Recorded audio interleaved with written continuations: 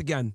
So we played it one time through no interruptions, right? So you guys can really take it all in. Now we're going to go ahead and give some commentary on this.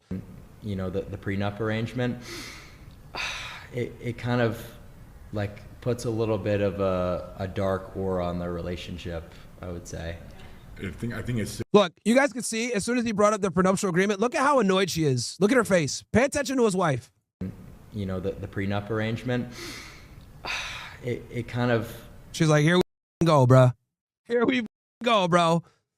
Like puts a little bit of a dark aura on the relationship, I would say. It gives him the side eye, looks at Larry like, really? I think it signals to my wife that I don't trust her. Mm-hmm. Here's the thing, bro. It's not about not trusting your wife.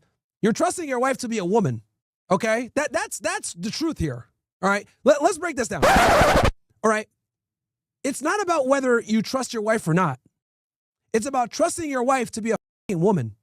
Now, this begs the question, what is a woman? Well, we have to have a very uncomfortable conversation here. And this is something that your brother, your uncle, your father probably didn't teach you about women.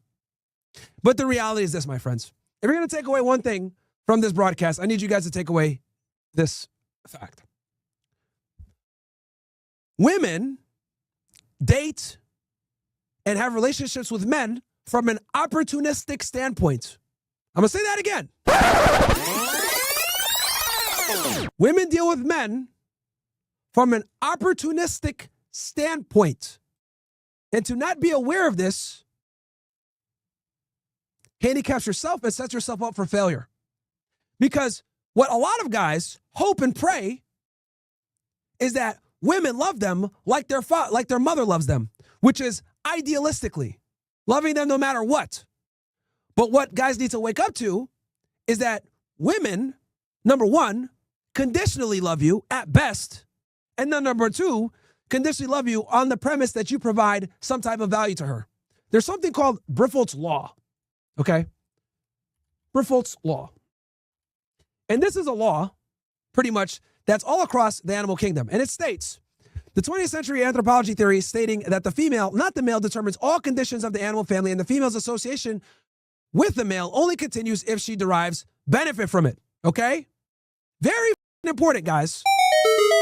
And this applies to virtually all relationships all across the animal kingdom and humans as well, that since women determine the condition of the relationship, okay, their association is heavily contingent upon the man's ability to provide value. This is why when women date and or get with men, they look at men from an opportunistic lens. What do I mean by this? The things that women find most attractive: height, strength, income, status, the ability to provision and protect long term. What is the common theme of all of these things that I mentioned? They are what? Security-based. Okay? Meanwhile, what do men look for in women? Is she hot? We're a lot simpler. So, in other words, men are looking for replication value, aka can you give me hot children? And women are looking for security value. Can you provide for me and my offspring long term? Now, let me be clear about this. Does this mean that women don't care about looks? No. But I think it's important to understand that looks are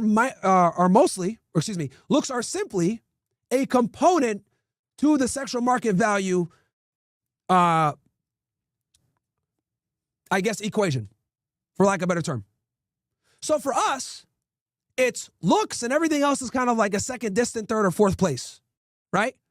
For women, looks are a component of a complex matrix because every woman is different.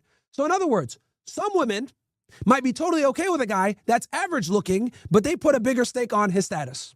Some women might care a lot about looks and might not necessarily care so much about status, but they care about income. Or some girls might say, I only care about income and I don't give a shit about looks.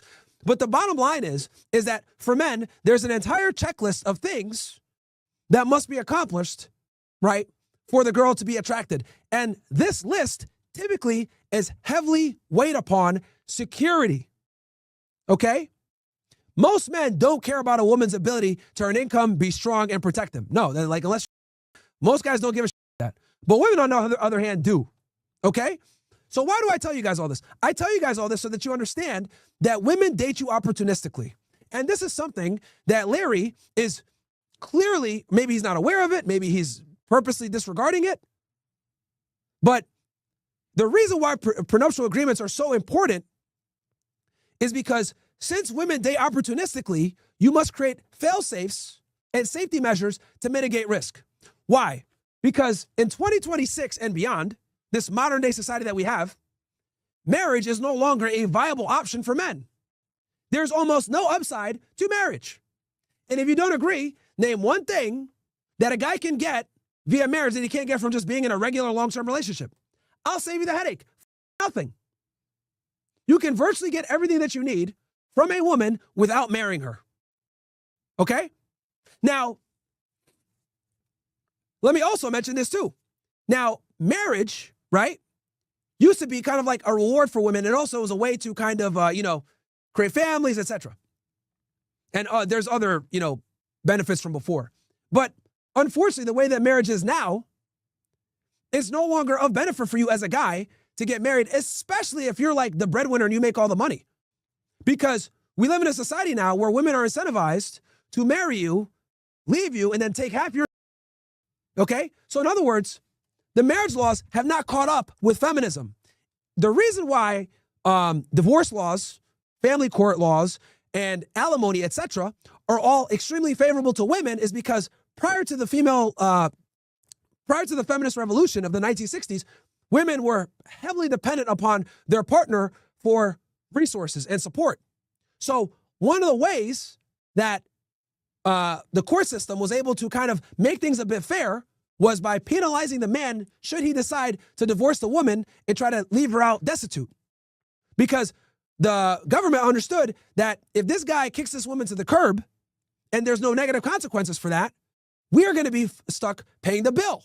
We have to pay for the welfare. We have to pay for all the social problems. So we're going to go ahead and just get our money from the guy to go to her so that so they don't have incentive to divorce her.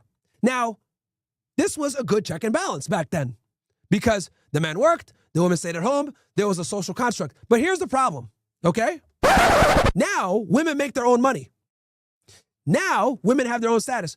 Now, women have more opportunity than men do. In a lot of cities, women are making more money than men do. Now, the issue is that the family courts have not caught up to this. They're still using, they still have laws in place as if it's 1956 versus us being in 2026. And this is very dangerous for you as a guy because they're still acting like you're the sole breadwinner when a lot of the times you're not. And you're more than likely not going to get the kids, which is also going to be another thing that not in your favor, that's going to obligate you to pay her even more money. And the other thing too people need to understand is this ugly reality. When it comes to marriage, right? Typically the contract goes like this. The guy takes care of the woman, the man provides for the woman, the man protects the woman, etc. Right? And he's on the hook for doing that. From the female side, she raises the kid, she gives him sex, she obeys him, and she submits to him. Right? Now here's the difference. When a divorce happens, guess who's still on the hook to commit all the requirements as if they're still married? The man. You are still obligated to pay child support. You are still obligated to give her alimony. You are still obligated to, a lot of the times, give her the marital home. She's still entitled to 50% of everything that you made while you were with her. Meanwhile, do you get anything that you were supposed to get during the marriage? No. She don't gotta give you sex, gotta, do anything for you anymore. So in other words, that divorce, you are still on the hook for everything that you signed up for. Meanwhile, she's not. Are you guys starting to see why this is a problem? And why the concept of not having a prenuptial agreement in 2026 is I don't give a how nice the girl is. I don't give a what she's done. Larry is justifying his foolish decision of not signing a prenuptial agreement with this woman based on her tolerating some of his bad habits. But what he doesn't understand is that his woman is no different than another woman. In other words, she is with you opportunistically. Okay? And when the opportunity arises for her to leave and get a better deal, she more than likely will. And I can tell from the way that she communicates with him, the way she looks at him, the way she behaves, etc. This is a woman that, quite frankly, is just waiting for the clock. Okay? I suspect that she's a foreign national, probably got what's called the I-485, okay, which is a document that's used to register and become a green card holder in the United States.